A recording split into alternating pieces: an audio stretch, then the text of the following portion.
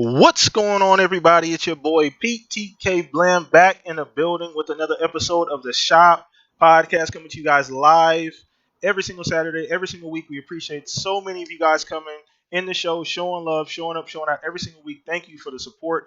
This has been an amazing year so far. As you guys can see, we have another special guest this week, trying to bring some new content to the panel, trying to get some different perspectives in here just to have fun, And I reach out to a lot of different people, but I greatly appreciate you guys coming every single week. Hit the like button on your way in. Greatly appreciate that. Subscribe if you have not already subscribed. Let's have a fun show today. We got a lot of shit to talk about, a lot of stuff to unpack, some Sony stuff, some Xbox stuff, just gaming in general. But we're going to have fun either way. I do want to start with my special guest, Mr. Badbit. Man, we greatly appreciate you, first of all, for coming on the show. If you guys don't know, all of his information is in the description below. Go follow him. He's the host of the PS Trophy Room, a fantastic podcast. I urge everybody watching now to go check it out. If you have not checked it out, subscribe to the channel as well. All that information is in the description below. But let us know what's going on with you. How you doing this week, man? Hey guys, so yeah, I like how you're like, oh, we got new voices on and you settled for me. Hi guys, Mr. Badbit here. I do a number of things. You can find me at Badbit Games on YouTube. We talk about news and reviews. And yes, the Trophy Room, a PlayStation podcast made by the players for the players. Each and every Thursday, me and my best friend Kyle talk about the latest and greatest of all things PlayStation. Please rate us 5 stars on iTunes. That's me. And you see right now, I got this heating pack on my neck. I've survived packs. Dedication. Maybe like, yeah, and my back is destroyed. Think about when Dark Knight Rises. I got baned. Taxis baned my ass. I'm here, but I'm surviving. I got an old guy. He hit me in the back, and I'm fine. Appreciate it. So we glad to see you on, even though you have handicap essentially, but we appreciate you coming on today, man. Taking a little bit of time. We're gonna have a lot of fun. And once again, thank you for taking some time, a little hour here to share with us this weekend. So once again, appreciate you so much, man. So let's go ahead and move on to my compatriots here, my three amigos. We'll start with Staggerilla. You guys know him. There's really no introduction needed for this guy. What's up with you this week, Stag? How you been, brother? I'm good. Don't do that. I will karate chop your forehead. I gotta say stuff. All right, I'm good. Stag has to talk this week, guys. I'm just playing, but you good. No, am I talking? Does everybody hear me? Yeah.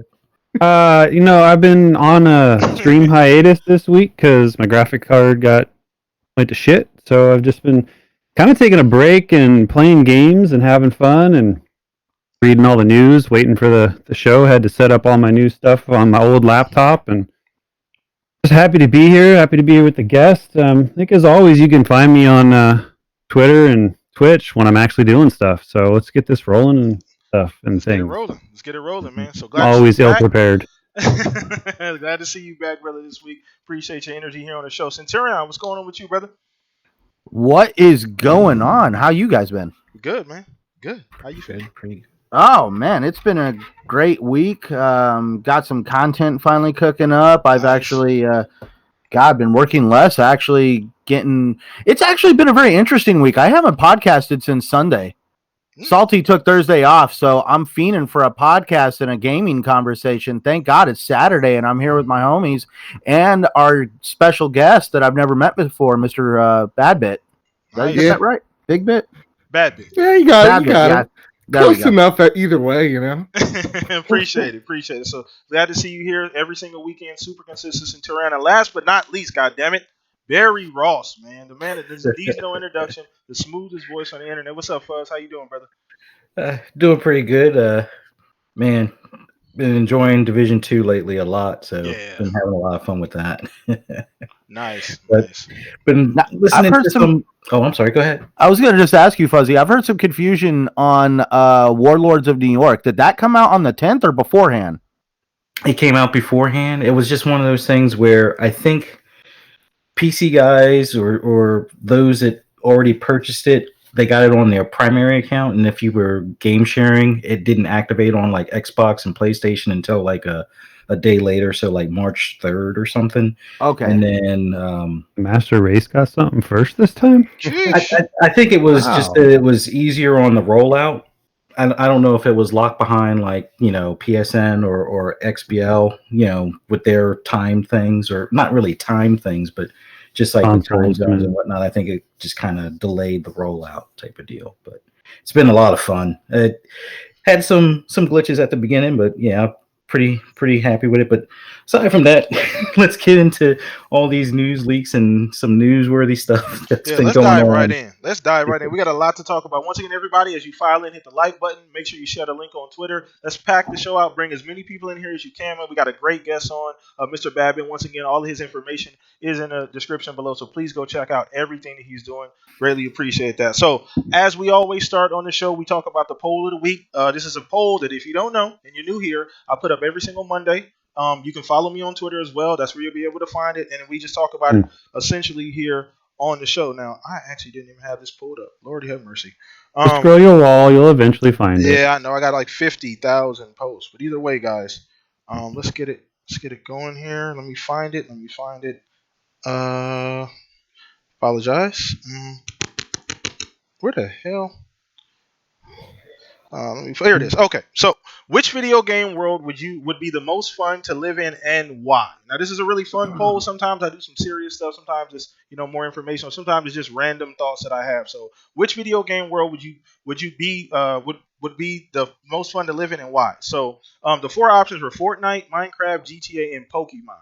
So, GTA won 36% of the votes. Pokemon actually came in second at 34%. Minecraft 24%. Fortnite 7%. So, we start with you, Bad Bit. Just a real fun topic, just to kind of grease the wheels and start off the show. Out of those four options, which one would you prefer, or which world could you see yourself living in, and why? I'm thinking Pokemon now, because GTA is too crazy. You got DeLoreans flying around and shit. Like, you don't need that in your life. You walk out of a convenience store and there's a gunfight constantly. So I don't need that in my life. Fortnite, it's empty, and you're just getting 7-year-olds constantly talking about your mother and whatnot. So for me, Pokemon just seems like the safe bet. Because what's the worst? I mean.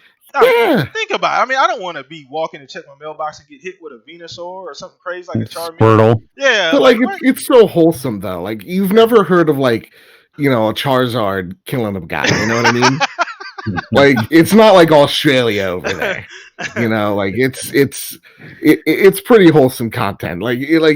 I'm feeling the worst that's gonna happen is I lose a gym. Or something. I know in the lore, they just came out of this awful world war. So I feel post Pokemon World War, I feel everything's calm, everybody's wholesome. It's great. There's no famine. There's no corona. Nothing. Nice. I feel you. I thought long and hard about those options before I chose them, but Pokemon I figured that one would be pretty popular. I think just a lot of people likes the idea of having some random special pet that they could just throw out and just randomly battle somebody walking down the street. Yeah. You could fly on a Charizard, right? That's come on. You got a Lapras. That's true. Good point. I didn't even consider that. So yeah, all right. You no need to go into United, right? And get my ass kicked on an airplane. I have a personal airplane all the time with me as a Charizard. That's dope. That's cool. Cool. We'd have Peter would be a lot bigger than it is now for sure. I guarantee you, Peter be on your ass. but either way, minus Peter. Let's go ahead and throw this over to you, Stag. Now, I'm not sure if you voted this week to keep the streak alive. I'm pretty sure you did. You've been kind of being consistent, hella consistent actually. But out of those options, brother, which one would you pick and why? Which makes the most sense for you? Even if I don't like the poll, I've been consistently voting. And I did not like this week's options. I loved Grand Theft Auto, but like you said, it would be fucking pure chaos, man. Constant. I mean, at least you could come back. You never really die, so I mean, there's that, But I'm not a Pokemon guy, and it's a little bit too cutesy for me. I did do some Pokemon Go when I was doing a lot of walking because you got to do something on your phone while you're walking around instead of enjoying nature. Fortnite, no, just no. I don't think I need to delve into why. But Minecraft is not my kind of game, but I do really like the idea of if it was a world, you could just, granted, within, financial limitations, you can build pretty much anything you want in the world we live in now. But in that, I mean, shit, you could really, really, really just, you want a Taj Mahal in your backyard? Build that shit, You want a swimming pool with chickens in it? Go for it. I think you're selling Minecraft short. I don't think you're accounting for the time it takes. Now, obviously, we're not equating Yeah, but you could just have your buddies come and do it. You know, I mean, yeah. like open up your world and make it like freaking not a survival realm and just make it creative, Creative. dude. So the stuff that can be built might just Here's be the thing about insanely Minecraft, awesome. though. Here's the thing: you got no elbows. You're sacrificing elbows. I mean, you're just a big block too. So Yeah, that's true. But I mean, it works. It works. Everything else in the world is a block, so I mean, it works. You know what I'm I'm saying? just saying, like, you know, out of those choices, I think it would be cool to build whatever I wanted. Got it. I like that. I like that option. Minecraft is a unique option, you know, because once again, it's just like a big ass sandbox. You can do whatever. The only thing is, like you said, if it was survival at night, I mean, if you don't have enough Fuck torches, that. that's your ass. I mean, you don't. I'm not moving 5 feet away from my little. I'm my little inside a dirt house shack. with a door closed. Yeah, no, thank you. But anyway, let's go ahead and throw this question over to Centurion, man. Now, out of those options, brother, which one would you choose and why? So we had Minecraft so far, and Babbitt said you said Pokemon, right? Yep. All right, for sure. So what about you, Centurion? Oh, we're gonna get into the way my mind works. Oh man, I'm leaning hard on Grand Theft Auto purely because nothing like being able to walk into a bank, take it for everything it's worth, walk out, hide behind the dumpster for a few seconds, get those stars down, walk off scot-free and onto a new lifestyle. Definitely, that I'm just. I'd be waiting for you to come outside of that dumpster just so I could rob your ass.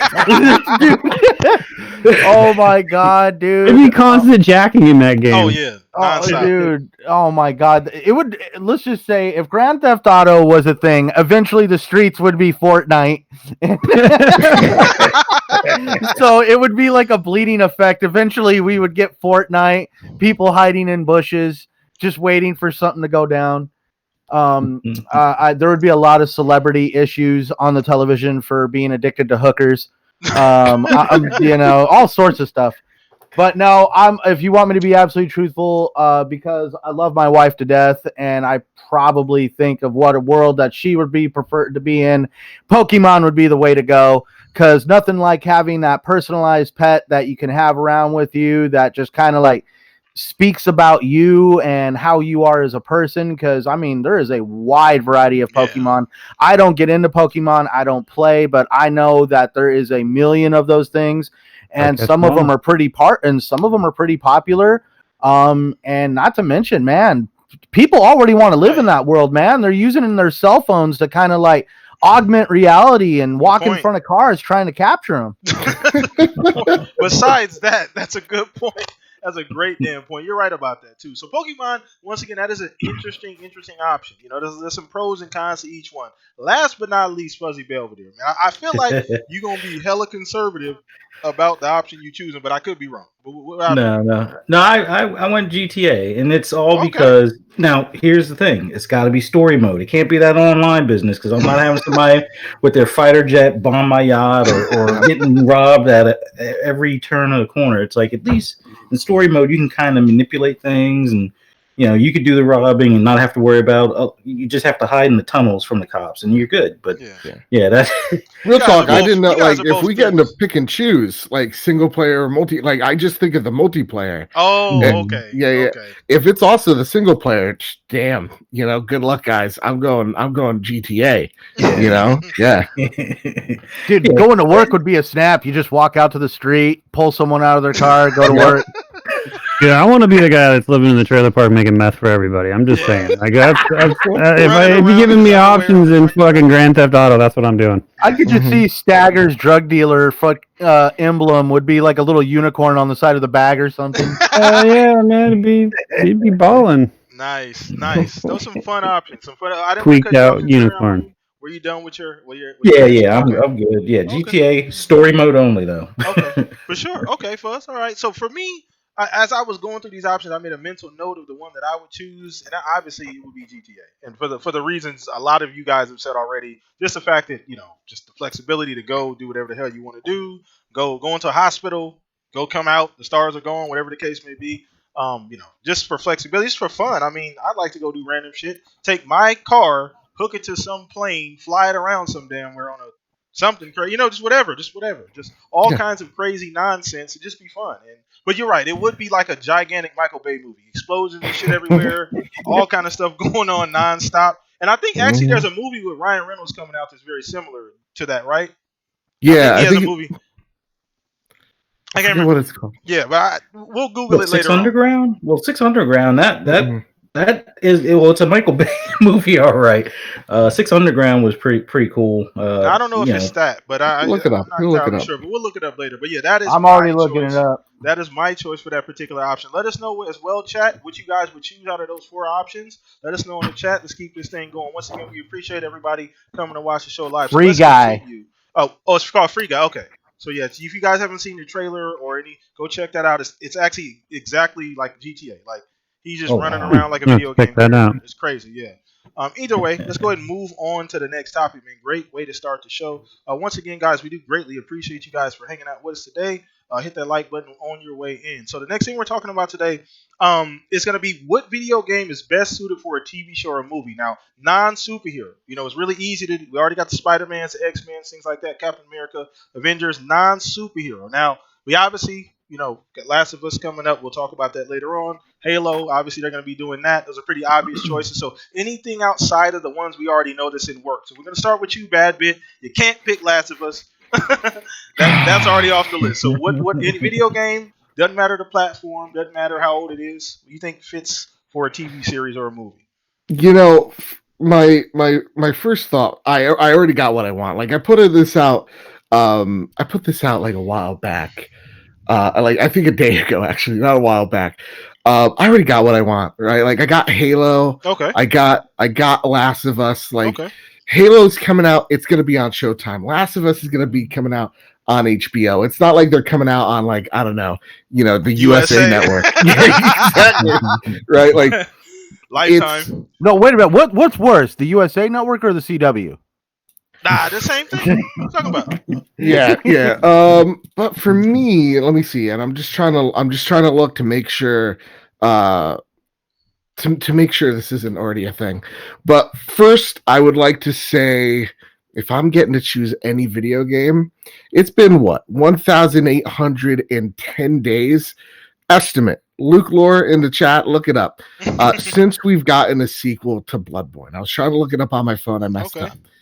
Now, as we know, and it's just a blatant fact, it's just science, it's been proven, that Bloodborne is the game of the generation. It's not just my favorite game of all time. Mm-hmm. It's just the best game there ever is, ever will be. So with that, I want a Bloodborne show in the style of a Castlevania. So it's going to be animated. It's going to be insanely bloody, and it's going to tell how the city of Yharnam, or the civilization of Yharnam, went into madness. Because that's the one thing about Bloodborne I hear a lot of people complain about, is that there is no story. But there is when you really deep dive into the game and you collect all the items and you visit all the bosses. It's kind of laid out in a weird patternish way. But for me, that story really spoke to me, and I would like to see that in a Castlevania setting or Castlevania art style. And let's get just a little weird with it. Okay, if we're gonna just do straight up adaptation for Bloodborne, like from video game, now just do what you want, like Monster of the Week. You know who's gonna star in the show? Who? Because we want the best actors and actresses. Who's your lead? And the lead is Mark Wahlberg. In Bloodborne, I don't even. Wait, he is the hunter. Because listen, when you wake up in Bloodborne, you have no idea what's going on. You don't know where you are, who you are, and who better to play someone obviously confused than a man who's always confused. You wake up, Mark's gonna wake up and say, "Hey, what? Where am I? Why are there all monsters in This street? is not Boston." I got a sword. Where'd I get the sword? So we're trying to go for this Bourne identity thing here.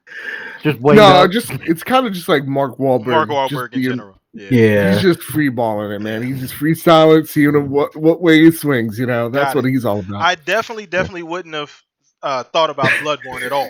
I definitely would have thought about Bloodborne being a TV series or movie. That's a very, very interesting pick. Very interesting pick, and I like it. Like where your mind's at. So I don't want to cut you off. So were you done with that, or? No, if I was going to be actually serious, another IP that I love is Horizon Zero Dawn. Ooh, that would work. That works. Yeah. Yes. That was actually one that came to mind. Yeah. Yeah. Again, you can kind of follow the story, kind of like how Westworld did it. Spoiler alert, where Mhm. you're in the world before the aftermath, and then season 2 is how people recovered.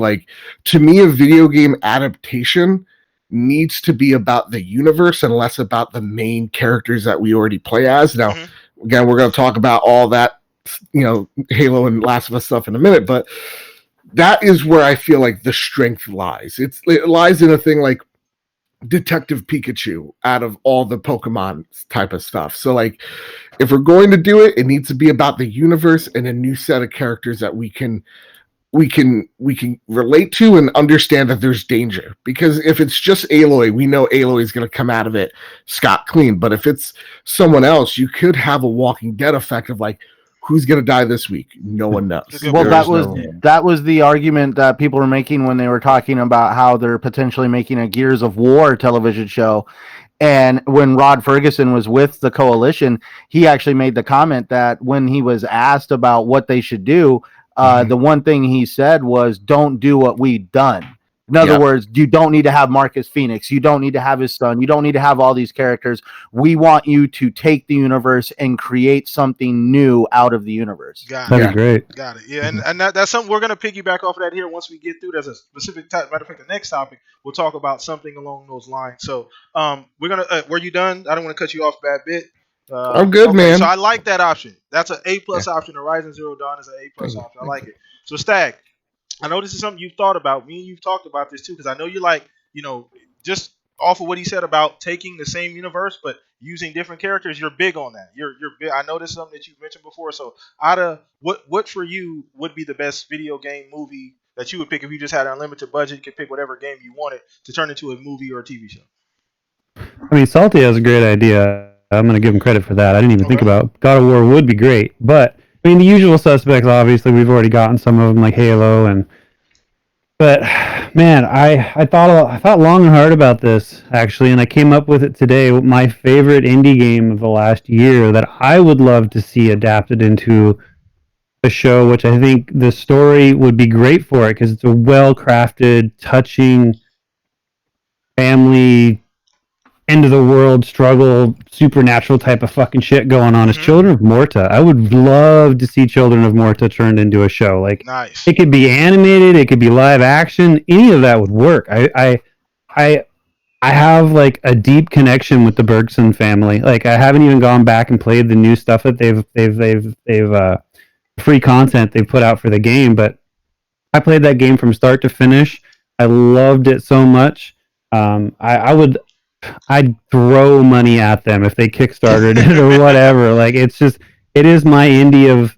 I mean, we're in a different year now from when it launched, obviously, but it was my 2019 indie of the year, and I'd kill to watch that show, animated or live action. Nice. Children of Morta. Once again, a great indie game. I know you played a shit ton of it. You talked about it for a while too earlier this year. So once again, that's another game that you play, you stream. So great option, great choice. I haven't played it myself personally. I'd have to obviously get some. A lot of people I know that have jumped into that game are like, "Oh my god, the story is." They don't even like roguelite type games. Yeah. And they like that game because the story is just it. You connect with it. Yeah. Okay. All right. So that was a great option too. Some two left field options that I wouldn't even have considered at all, but I like it. I love it. I love the variety. So I'm gonna throw this over to you, Fuzz. What is your option if you had the opportunity to do that as well? TV show, movie, any video game, any platform. There was a rumor that there was supposed to be a version of this coming out at some point, but it's one of my favorite games right now.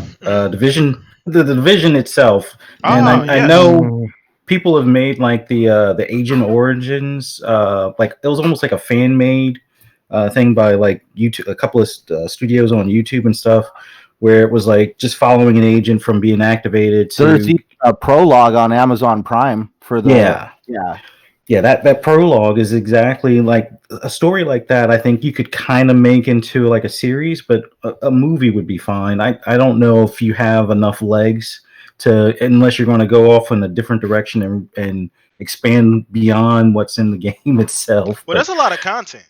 There is a lot of content, but I think if it's a series, after 3 seasons, it might be a stretch. But a movie, I can definitely see that in like a movie format where it's like it might be a little too close to home now with things going on in the news now. But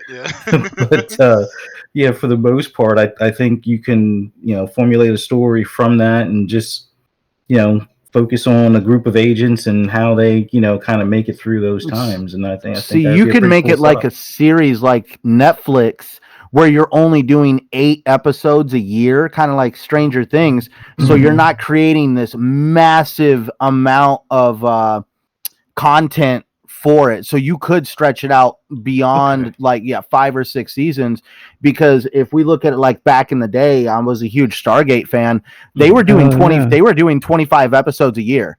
That's insane compared to today's standards. Yeah. TV's not like that anymore. You used to get, it's like you said, 20, 30 episodes a year. So it's not really like that, especially with these companies now making it a season at a time. They make the full season available right off the bat. Depending on like Netflix, things like that. So I don't want to cut you off, Fuzz, but go ahead and continue your thought of Division. No, but I think for me, the Division, it would be an interesting game to convert into either a movie or a series type of thing. That's just where my head's at right now. My other games that I'm fans of, an old one I would like to see brought back would be Resistance: Fall of Man. My co-host Kyle would fucking love you right now, man. I thought I saw your table just rise up a little bit higher, a couple inches higher. That just went up a little bit. Not me. Listen, when it comes to Resistance, I feel nothing, but like my co-host Kyle loves those set of games. That's like his jam. But I like where he's going with it. Insomniac pre-Spider-Man, huh? Mm-hmm. Yeah, I mean, imagine like World War II times with aliens, as opposed to just having it where most people do like a rendition where it's like World War II and not the zombies, but the Nazis one type of thing. But instead of that, have it where it's aliens. I think you have a deep storyline that you can follow for quite some time. So it would definitely be something interesting, or an interesting spin, as opposed to doing like a remake of like the Lost World, or what's the one, I forget the one that Tom Cruise did the movie of, or the remake of, but Mummy? No, the what was the alien thing where they came out of the Earth? They were already here. World at War, War of War of the Worlds. Yeah, like I remember that. I think a Resistance: Fall of Man would kind of trump that a bit, especially from the World War II setting type of deal. But I like that. I think that's dope. I think that's if I could just go back, someone in the chat, I didn't need to give him credit here, or else I'm just the worst. I think War Chickens. Or War Chicken? Yeah, they said something perfect. They kind of ran off what Centurion was saying, which is Gears of War, but during the Pendulum Wars. Yeah, backstory. Yes. People were saying that about Halo Wars too, with what's the damn general? The other what's his name? The other. And if we could get more on the Forerunners and the precursors, that'd be great. That's what I'm looking for. And just to go ahead of you here, I just want to make sure I get mine in too, but. Obviously, like you guys said, Halo, God of War, Gears, those are pretty obvious choices. I thought Division as well, just because I've been playing a shit ton of it lately, and for me, it's practical. I mean, it's something that people can directly like. It's not something that takes a lot of thinking. Like it's these Division agents, all these technology. Now, obviously, the timing may not be the best time right now, especially due with the whole news and stuff going on. But I think the idea, it's a good foundation. There's a lot of backstory, a lot of characters. A lot of shit we don't know about yet as well. So a lot of areas you can dive into. Maybe you can even go to other cities outside of Washington and New York. Maybe some other place. Maybe LA. Maybe someplace like that, and get a completely different set of Division agent side of the story. Maybe things are going differently on the other side of the country. Just to see that type of thing and develop those characters, I think for me, Division would be a perfect choice. So I obviously over Anthem. I'm kidding. Yeah, I was trying to. We got to get it in every week. I forgot. That's the. I got one. We got it out. But go ahead. go ahead, Centurion. My bad. Now for me, forgive me if you can't tell by how much I've been chiming in, because this subject is actually kind of fun to me because I'm a big entertainment fan. So I like big, huge blockbuster movies with huge budgets. And for me, when I think of like games that have huge amounts of, I guess, of story that you can use to create the universe, one that came to mind was Mass Effect. Yeah. Purely, but that's because there's a massive amount of a universe there that they can use. Now, due to CG effects, I'm pretty sure that'd be asininely expensive. So for me, my other thought was the Fallout franchise. You have different factions. You could like in a post-apocalyptic setting, wasteland. You have stories that you could move the entire television show around. You could do an episode with somebody in the Brotherhood of Steel, and then somebody in the New California Republic, and a wastelander, all this stuff, and you could have them eventually meet or something like that. And it's just, the universe is very massive when you think about Fallout. And then also just the outrageousness. We've seen Fallout New Vegas with Mr. House. We've had Fallout 4. There's enough there to definitely create some memorable moments in a television show. I like that option. Fallout's good. Mass Effect would be good too. I saw somebody mention that in the chat. Somebody threw Mass Effect in there, which is another, once again, it's Fallout type, large story, large world, tons of different characters to choose from to make a cool show out of. So I like everybody's options here on this show. So we're going to move on to the next topic as well. So that was more so kind of the warm up, because we're going to get into a little bit more, nitty gritty here. These last two things we're going to talk about. So we're going to go ahead and bring up the next one. So we're talking about nostalgia. Now, this is something that I haven't really brought up on the show. And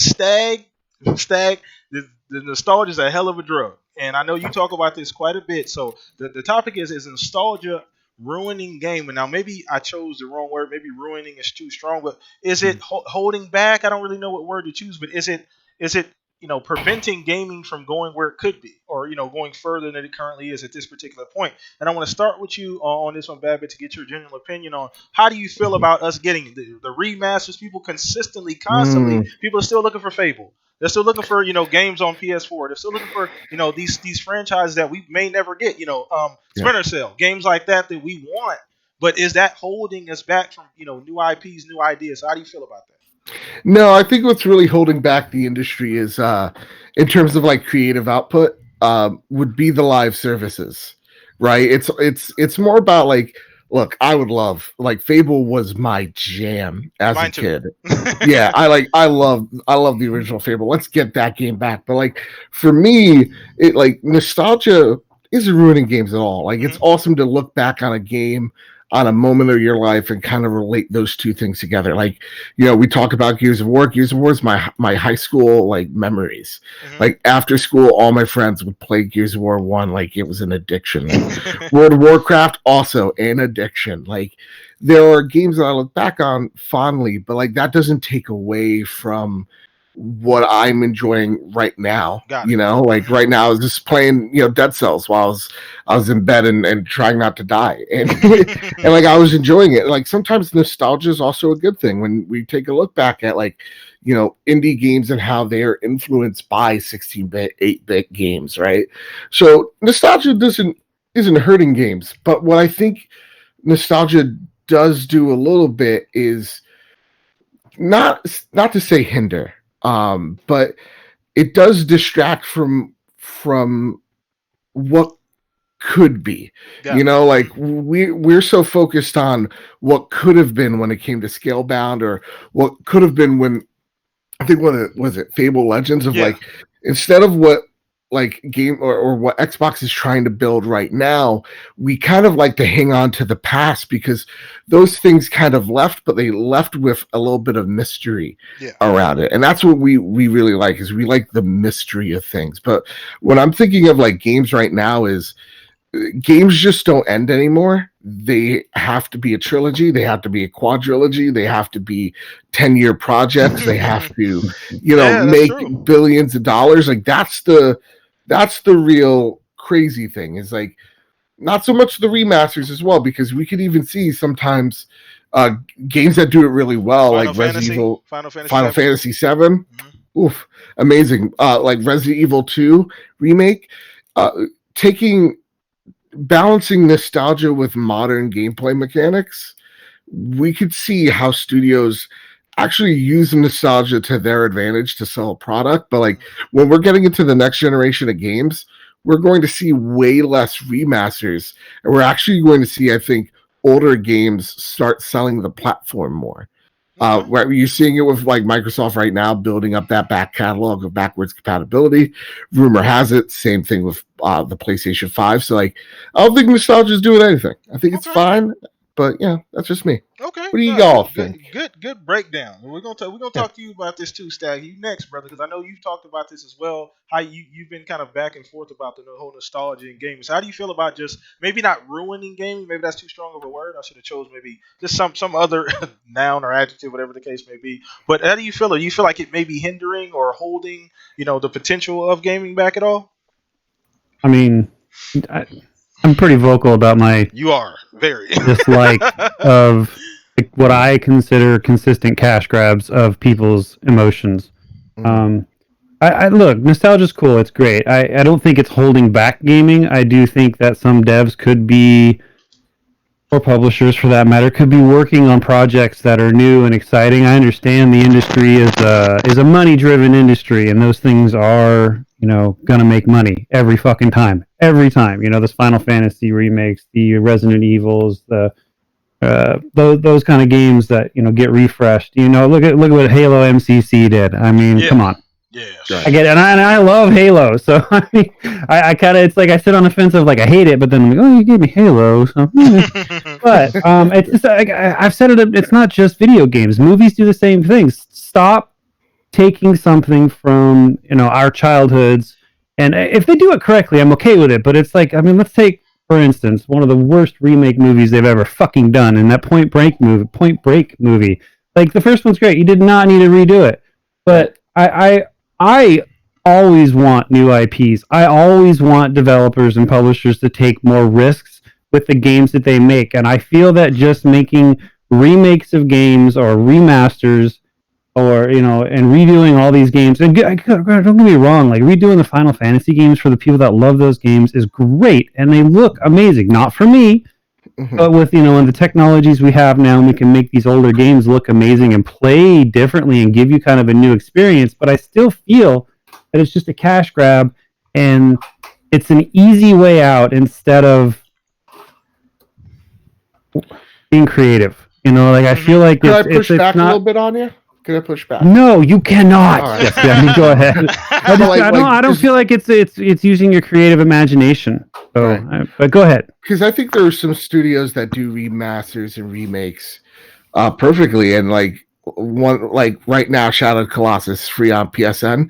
Bluepoint, they make their names off of other people's games and modernize them, and not just put over a fresh coat of paint, but like some games like Fable, as much as I love them, they don't hold up well because that's 10 plus years of gameplay mechanics that over time have been improved upon. True. So like if we're taking a game like Final Fantasy 7, right, Cloud looks beautiful, I'm seeing the side by sides and like fans reacting to like their childhood being reimagined in such a for the most part, from what I've seen, positive way. Yeah, I think that's fine. I think though there's a balance, because then when you see Capcom re-release, Resident Evil like 4, Street Fighter, and like they're still charging you $40 for the Switch version, then you're just that's the Switch. I mean, but then you got people where it's just like, oh, we got to support the platform. It's like, no, you don't. You don't have true.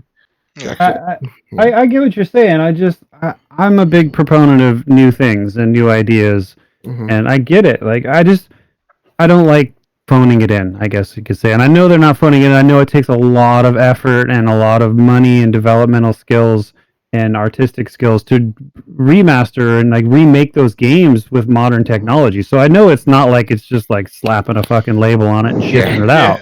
Well, some of them. I mean, like the Vanquish Bayonetta game looks pretty much exactly the same as I remembered on the 360. So I bought it because I wanted the Steelbook, but that's totally another fucking story that I have problems with.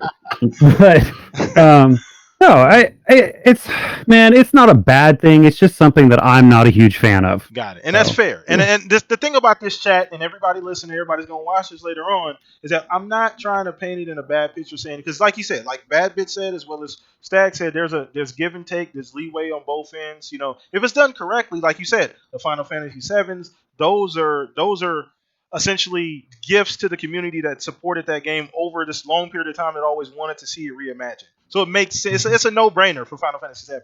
But for something like, I don't know, DOA beach volleyball, we don't need another DOA. You know what I'm saying? Like that's not. I need all the booby physics. well, I don't know okay. what you're talking about. I'm sorry, wrong game. I forgot about the booby physics. I apologize. I slapped my damn self for that one. I didn't even think about the physics. My bad. I'm a science guy. But anyway, but either way, but you guys are right. There's a give and take there. There's a balance when it comes to these remasters games and people going back and making these games over. Because he's right. I do like a fresh new idea. Now, I think the reason why a lot of companies do, and we got to understand where this is coming from. Why a lot of the companies do kind of lean back is because these games are not getting any cheaper to make. These budgets are getting bigger. These games are getting less and less of a. There's very few games that are a sure thing. There's very few games that as soon as you know you let it go, it's gonna go. It's gonna really do the numbers that you think it's gonna do. You know, so we're gonna throw it in there again. A game like Anthem had a big, huge start, but it didn't really take off like it should have been. So these we getting a remaster already? No, I'm not saying that. I'm just saying. No, we're getting a redo. I know. You're getting a redo. It's still gonna fucking fail. We're getting it's called a mulligan everywhere else. That's what we're getting for Anthem. But either way, I understand both you guys' points, and you guys make some phenomenal points. So let's go ahead and throw this over to you, Centurion. Get your opinion on just nostalgia, where you're at with that, as far as you feel like it's hindering your gaming experience or devs going forward. Oh man, I don't know how to feel about this situation because if somebody was come up to me right now saying we're gonna remaster, well, okay, for starters, there's a right way and a wrong way to do it.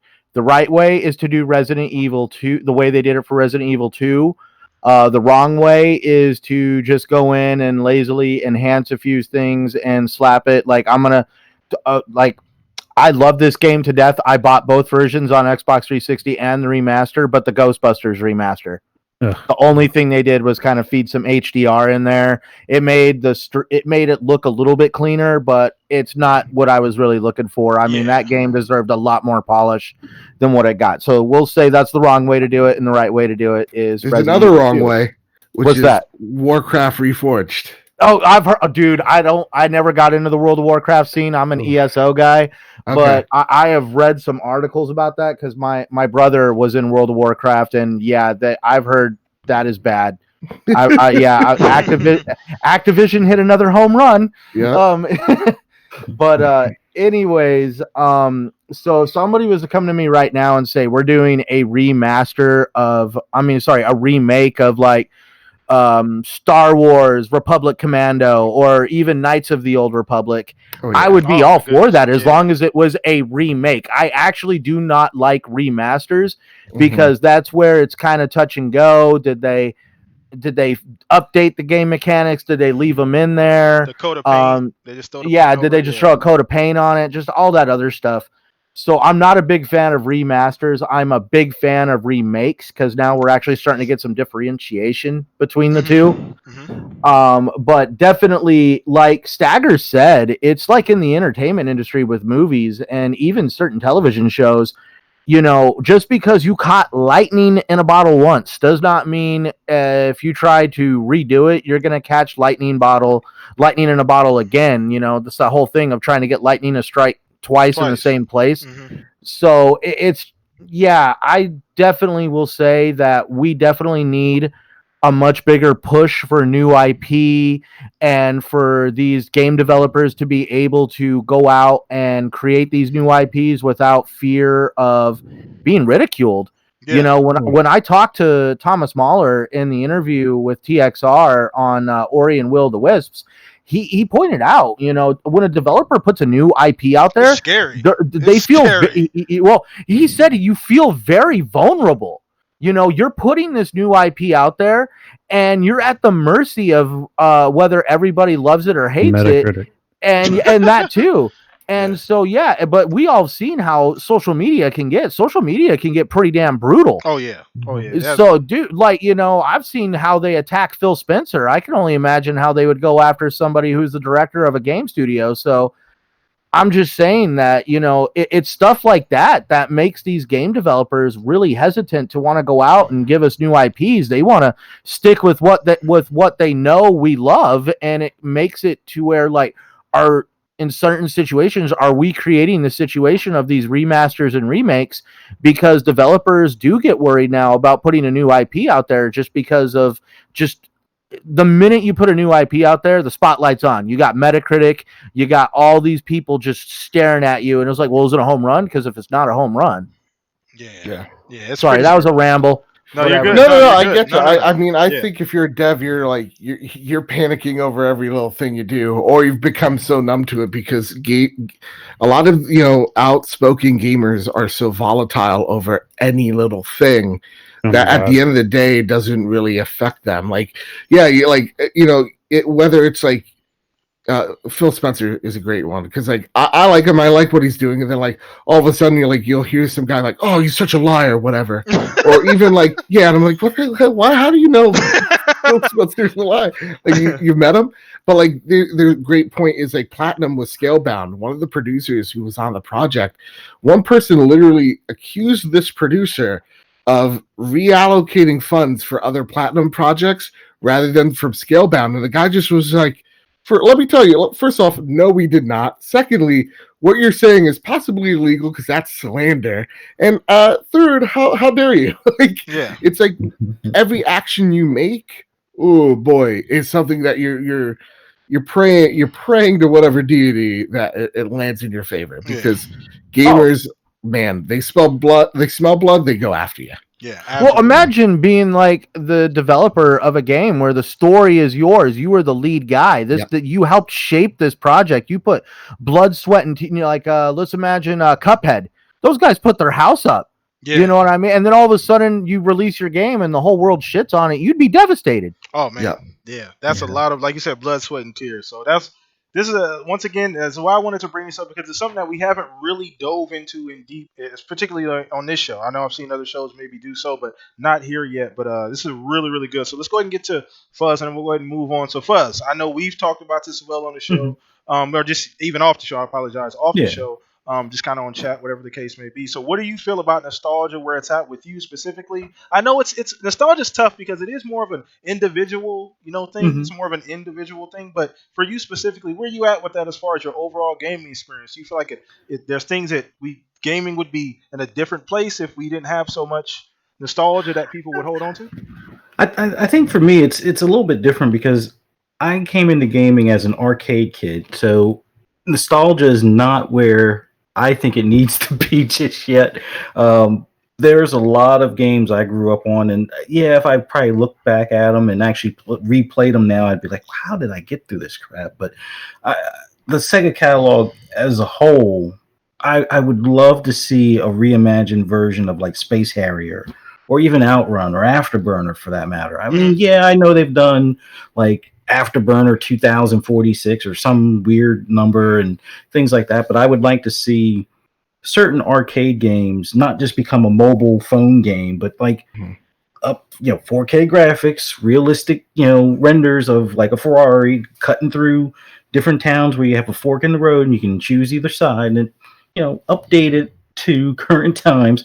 Now this concept has probably already been looked at, and it's probably been thrown in the trash can already because it just wouldn't fly. But me personally, I would like to see things like that. I wasn't necessarily always into Resident Evil to see the necessity for a remake.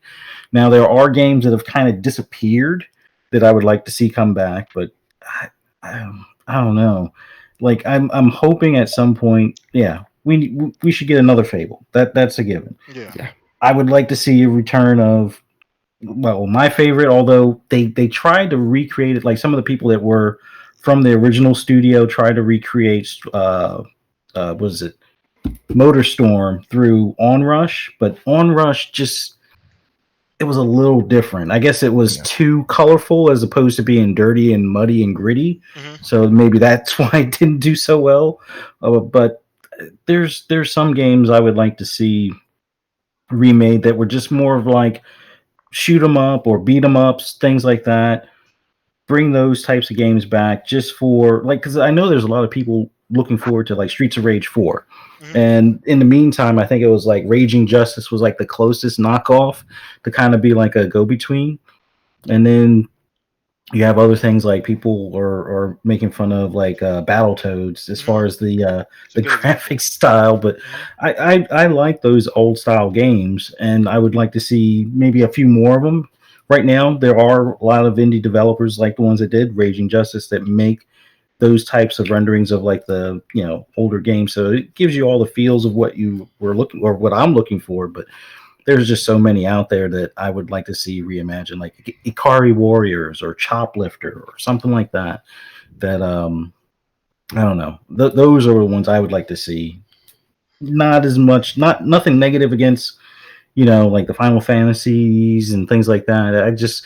Final Fantasy just wasn't the game that I was into on the early PlayStation and coming from Sega and things like that. So. Fair enough. Fair point. Like I said, and once again, chat, we just want to make sure this is an individual thing. So we understand everybody may feel a little bit differently, but ultimately, at the end of the day, I think both can coexist. I think nostalgia inherently is nothing wrong with it. We new IPs always going to be fun and exciting. You do have to sometimes, whet that thirst for the older titles. So if it makes sense, is all essentially that we're saying. If there's enough demand, if it just makes sense, you're going to do it the right way, we're all for it. More games for us to play. Nobody's going to complain about that. So let's move on to the very, very last topic here of the show. This is a real fun one.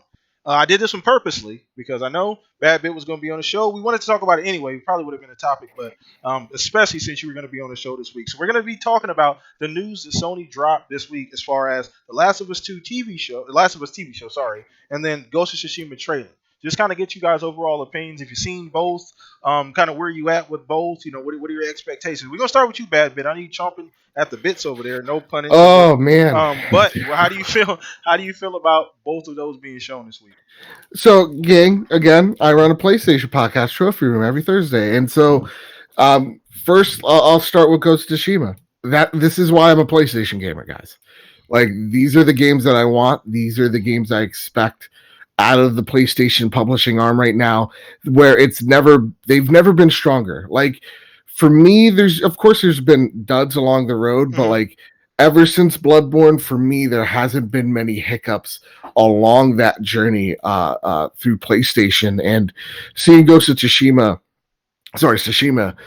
seeing Sucker Punch, a Western studio, take over a samurai video game, and having Sony, a Japanese influence at this point, companies go for it, go right ahead. That's awesome. Like, that kind of shows you the trust that Sony has in their developers to make really awesome games. And Tsushima looks beautiful, and that's why when we talk about flops, whatever, they don't matter. That game looks stunning. It looks absolutely beautiful, and it's going to be on the current systems as well. It's going to be on the current system, and it looks fantastic. And that's the thing. If you have a studio that knows the hardware, the game's going to come out looking at least pretty darn great. And so Tsushima, fantastic. But when we get into the nuts and bolts of the Last of Us show, gang, this is again why I'm a PlayStation gamer. This is the game that sold me onto the platform. Prior to The Last of Us, and prior to just Naughty Dog with Uncharted 2, I was an Xbox guy. And I was an Xbox toxic fanboy as well. I was awful to people. Like real talk. I appreciate you saying that. For real.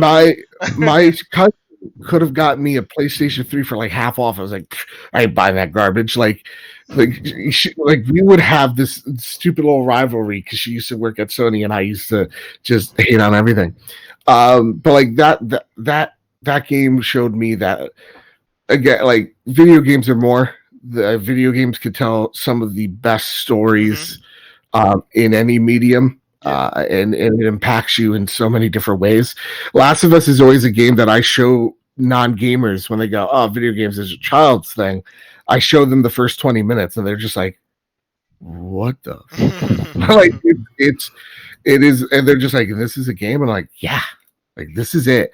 So seeing Last of Us being taken into TV excites the hell out of me. Seeing that Neil Druckmann is going to be writing this adaptation along with the writer from Chernobyl, which I have only heard nothing but great things about. Same here. Yeah, that gives me a lot of hope. And then seeing what station it's on, like we joked about it earlier, it's not on, it's not on like Sci-Fi. This is HBO. Yeah. Like, this is HBO does good stuff. Most of the time they're hitting it out of the park, right? Like, I love Curb Your Enthusiasm. It's amazing. Like, they let their creators take breaks when need be to go out there and get their creative juices running so they could go out and make awesome content like Watchmen, Game of Thrones. I was gonna say, there's just so many examples we could pull out our hat here, but like The Last of Us, this changes the conversation, and this is what I want video games adaptations to be. Like, I want a Halo TV show. I don't want a Halo movie. I don't want the Uncharted movie. Okay, please don't do it. Just give me Indiana Jones. But like, give me a long formatted thing where I could get into these characters, like I could get into it with The Last of Us. Give me a 8 to 12-hour experience, knowing that there's going to be another 8-hour installment afterwards. Like, that's what video games are so good at, is like the nuance, and especially with The Last of Us, of like, Naughty Dog's really good at telling character stories, because it's not really through the cutscenes that you see how these characters change or what their motivations are. It's actually while they're just going through and traversing through the level. That's how you're getting to build the relationships with all these characters. And so like one of the best examples is actually Uncharted: The Lost Legacy with Chloe and Nadine, and like they're just talking about how Chloe used to date Nate. And it's just like something stupid, but like you kind of understood where Chloe thinks of like romantic relationships or just relationships in general, just because out of that conversation. Yeah. And that matters later on as the story progresses. So like seeing that Naughty Dog is in some way, shape, or form tangentially related to this project has hope, or gives me hope. The other thing, and I'll let everybody talk on this, rant's over, I promise, is it shows what Sony's new vision is with their entertainment division. We were cracking jokes, months ago with the PlayStation. What is this? Like PlayStation TV production? What is this? Stupid. And you are now starting to see the fruits of their labor. And as long as they bring the creators that make these games, at least in the consulting level, this is actually an amazing idea, because Sony is, at the end of the day, it is a gaming company, and then it's also a production company, and then it's technology. Yeah. Like, a lot of people don't know, but like Sony made Breaking Bad. That's theirs. Mm-hmm. So like that is Sony's way of creating revenue through their entertainment. I'm all on board. This is nice.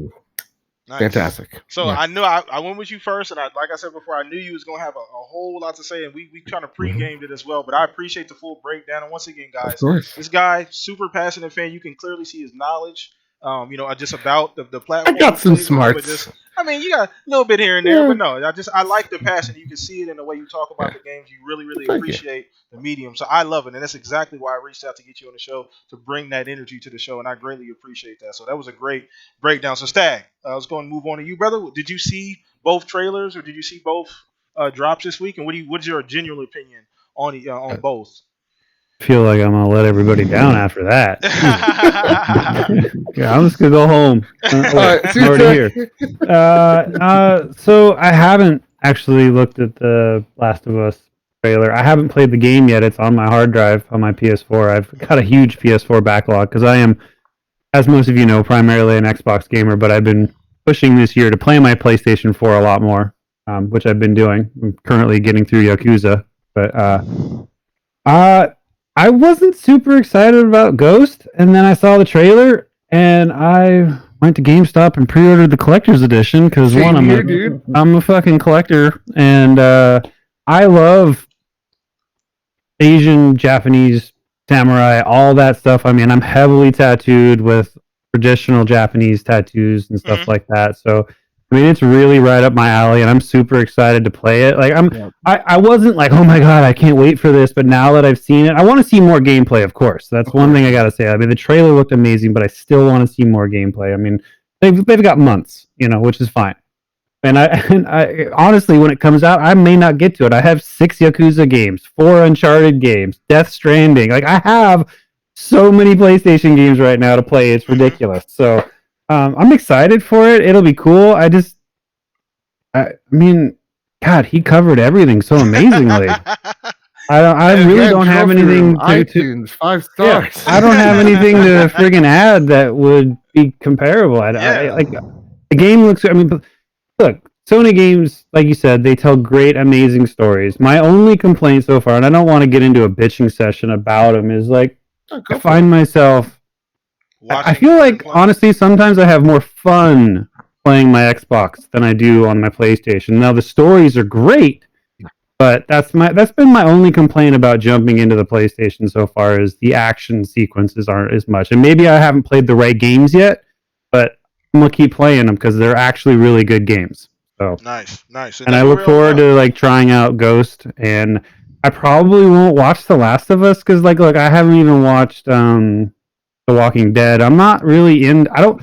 Everyone's like, you gotta watch this show. I don't watch TV. Like, I don't watch movies. It drives my wife up the wall. Like, they're always. I mean, I watched The Mandalorian like a month and a half after it released.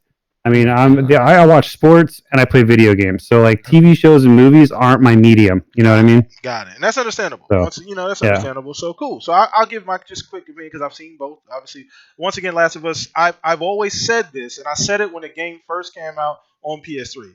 I think it's a fantastic game. It's at the top tier game of probably the last 15 years or so, in my opinion. But I think it's an even better movie or TV show than it will be a game. Just because of the story, the writing, the characters, the way it's built,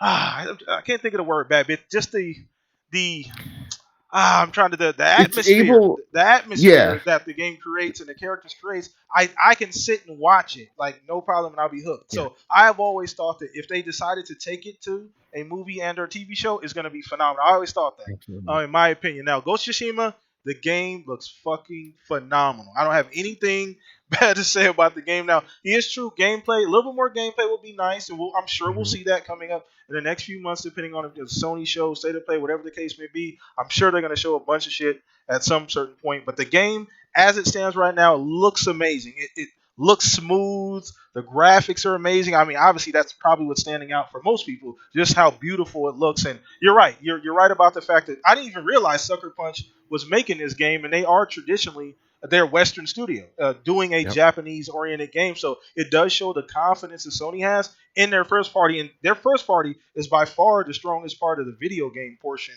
of Sony. The first party is what they hang their hat on to get the job done. Because they can always lean on Sucker Punch. They can lean on, Naughty Dog. They can lean on Sony Santa Monica to create these great experiences and create games that people are going to go out and buy, especially PlayStation fans. Just fans in general. I mean, everybody played. God of War is one of my favorite games of all time. Ever. Oh, yeah. Ever, point blank, period. So, I love it. I love both. I'm super excited for it. I'm more excited for the video game than the Last of Us TV show, but I'm probably going to watch it anyway. So that's just my quick opinion, before we go ahead and dive in, or just go ahead and get it over to Fuzz. So, Fuzz, I don't know if you've seen both. Just want to make sure if you have or haven't. Don't forget Centurion either. Nah, I got him. I got Centurion. Don't worry about it. Centurion in the cut over there. But either way, we're going to get to you, Fuzzy. What do you think? What's your general opinion on The Last of Us as well as the Ghost of Tsushima trailer? I'm gonna start with Ghost. When they first showed the unveiling, it was a day one buy for me. They showed, I guess, early gameplay or like an early mission where you sneak into one of the buildings, you drop down through the roof, he was fighting or stab the guy through the door and stuff. Mm-hmm. It was a day one buy. No doubt about it. Yeah. Horseback combat as well, no doubt about it. Yeah, that reminded me of Dynasty Warriors. Yeah. So the fact that they showed some more renderings, some more I guess you'd say not necessarily cutscenes, but just the overall, and then to have a date where it's not too far down the road. Yeah, I'm pretty enthused. I'm gonna buy it digitally. I'm not gonna do the steelbook or anything like that or physical copy. I love having these on digital, and then it'll just be an easier transition. Hopefully, fingers crossed, backwards compatibility for the PS5, and I'll more than likely, if I don't get around to playing it on the PS4, definitely get around to playing it on my PS5. As far as like with the Last of Us, I kind of agree with you, Blam. As far as I'm gonna expose my fraudness. I haven't played The Last of Us, and the only reason why it's kind of like what you were saying as far as you think it'll be a little bit better of a movie than a game. Like I watched that first 20 minutes. Like I was one of the guys that was like, oh yeah, it's like post-apocalyptic and it's some sort of infection based on an insect. And I'm like, okay, I'm down with that, but it wasn't really a zombie thing. So I think the fact that the clickers were there and it wasn't zombies type of thing turned me off at the time because I was all about zombies. 28 days, 28 weeks later, and all that stuff. But I watched the almost like the cutscenes. Somebody had put all the cutscenes into a movie, and that thing is a movie. Yeah, It's an amazing movie that you can actually play as the lead character or the one of the co-stars type of thing. So it's. I haven't gotten a chance to play it other than I think it was the multiplayer. I had the demo at one point, and that I would have to say, coming from PlayStation at the time, that was the most fun I had as far as like an online game. Like I tried, I guess it was like Grand Theft Auto 4. And that had its pros and cons. That to me was more fun, although it got annoying at times where people would just basically craft grenades and just constantly bombard you. But yeah, the Last of Us as a show, I think that's going to probably get more recognition than The Witcher by far. I'm going to go on a limb here and say what you saw from The Witcher and what you saw from Game of Thrones. They ain't going to have anything on The Last of Us. There's going to be more people talking about that when they finally get that thing as a series. I think that will trump a lot of stuff that. I love HBO shows, so there's a good chance I might actually watch that. I'm trying to. I just got this feeling, and now bad bit. I'm sure you can back me. Like I said, when I first saw the game, played it, whatever.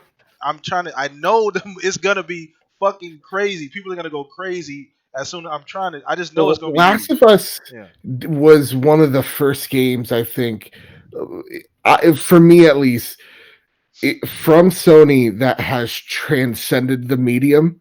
Like my best friend knows and fucks with The Last of Us. Like she doesn't play video games at all. Yeah. But like if I'm playing The Last of Us, she's sitting down, she's watching. Like my mom doesn't give a crap about video games. She sees me playing The Last of Us, she's sitting down, she's watching, she's interested in the story that's being unfolded as it's happening. Like I got a tweet from one of my best friends who's never touched the game ever, and they're just like, Joe, I am freaking hyped. Or are you seeing this right now? And I'm like, this is the power of great storytelling, setting up a universe and setting up.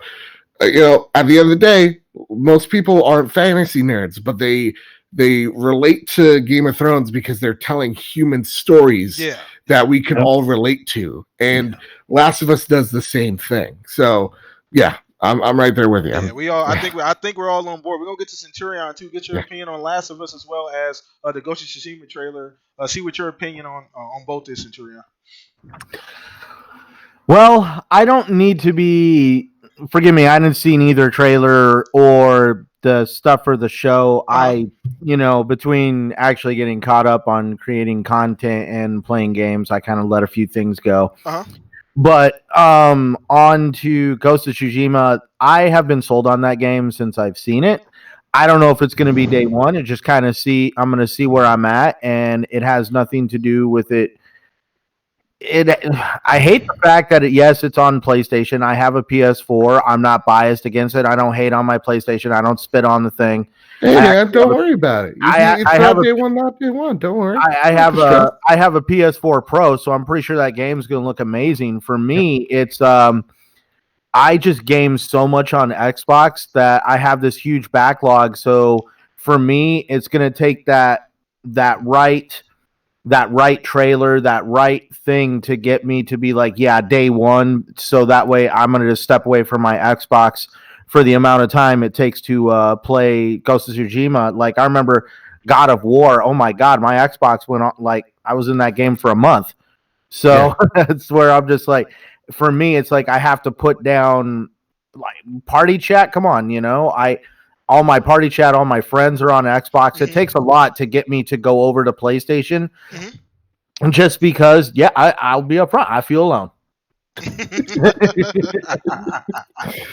The irony. I'm a single player, so I love the fact that I'm alone. Yeah, I like doing co-op stuff, but I'm all about like I don't even want to talk to other people half the time. Great stories, but I got no one to share them with and talk about it. I'm just like, No, but that same, for that. Like when Gears and Halo comes out, I'm just like, well, I miss you, PlayStation, but here I am. Like yeah, you gotta, so I get it, but it's cool, Centurion. Like, there's nothing wrong with that at all, brother. So you haven't seen anything yet, no big deal. Just wanted to see where you were at with that. The Last of Us thing, I'm just gonna go with what everybody else has been saying. It's gonna be a great idea. Honestly, I think this is a good move for Sony because I really do see them more like I see Sony more of as an entertainment company now than I do see them as a technology company. Mm-hmm. And so therefore I think this is a good move for them. And definitely I'm looking forward to seeing it. I really do think The Last of Us is going to have more mass appeal because people are going to be like, are these zombies? Are they not zombies? But it gives them a more realistic thing to turn to, because I do know some people that are completely turned off by the idea of fantasy, like with The Witcher. Mm-hmm. So definitely I do feel The Last of Us is going to be something that's going to appeal to a lot of people just because of the amount of realism it's going to have. And if they do it, if they do it the right way, it's gonna take off. It's gonna be crazy. So I 100% agree with you on that, Centurion.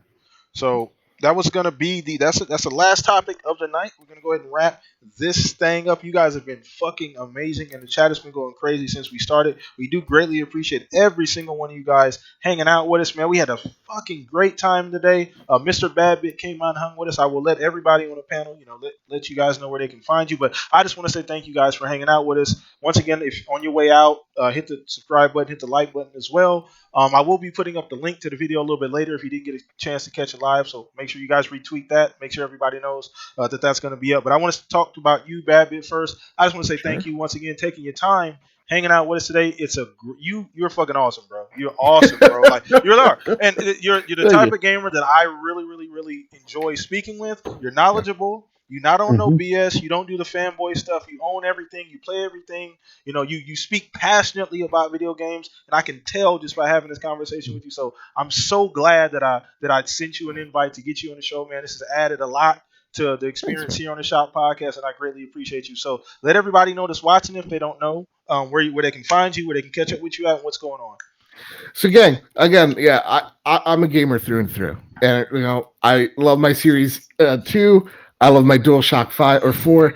I love games. And so if you're into all the game stuff, I cover game news and reviews over at Bad Big Games. But my main slice is the Trophy Room, a PlayStation podcast made by the players for the players, where we talk about PlayStation news each and every week. And yeah, what we try to do and what we try to promote all the time is that I love my Xbox. I love my Nintendo Switch. I even try sometimes a game on PC. It's cumbersome, but whatever. I deal with it. I love Excel. And what we just always say is we just love PlayStation a little bit more. And what I really, nothing wrong with that at all. And what I really recommend everybody take a look at our latest episode, because I think that's the antithesis of what we're about. We like to talk even when it's about like something like Stadia, which is like the easiest thing to kick around. We always want to give another take because it's so easy to just break down numbers and teraflops and who does it, but whatnot. But it's always awesome to take a different perspective when tackling video games. So I want to thank you guys for having me on. This was a blast. No problem. Again, anytime I get to just talk about video games is one thing. Talk about the ones I love, like Last of Us and being turned into a TV show. Nice. Amazing. Nice, So man. thank you for having me on, guys. No, Seriously. let everybody know about where they can find you and your. Right. So sorry, I got lost in it. Bad Big Games on YouTube, The Trophy Room also on Bad Big Games on YouTube, but also on iTunes, Google Play, Spotify, wherever you get an RSS feed. Rate us 5 stars on iTunes. It really does help us out. We're at 61 reviews right now. Nice. 7 more and we become pretty. Wait, no, 8 more and we become pretty cool. So Nice. yeah, there you go. All right, you guys go do that. If you're a fan of the show, do me a favor. Go check out his podcast. I put all that information already in the description. The link to all the different ones you can go to, iTunes, everywhere, YouTube, everything is down there. His Twitter handle's down there. Go follow him there because I'm sure if you follow him on Twitter, you'll be able to see everything else as well. You'll be able to keep up with all of the news. So appreciate you once again, Babby, for taking a little bit of time this weekend, spending it with us, man. Greatly. You have an open invitation, brother, to the podcast. So anytime you free, man, I may send you a message, whatever the case may be, brother. You're part of the family now. So appreciate you so much for taking the time out. Now, let's go ahead and throw this over to Stag, man. What's cooking up with you? I know you're doing your streaming thing. Let everybody know what's going on, man. Oh man, just Whoa, you work. I'm on an indefinite break right now because my PC is a shell of its former self. My awesome graphics card decided to start making weird noises and vibrating, and I run my streams and everything through my PC, and without that graphics card, my PC does not work. I stole my laptop back from my kid to do the show tonight. He actually came up here in the middle of the show and said, "Dad, is that staying up here for now on?" And I was like, I had to hit the mute button. I'm like, I don't know. Get out of here.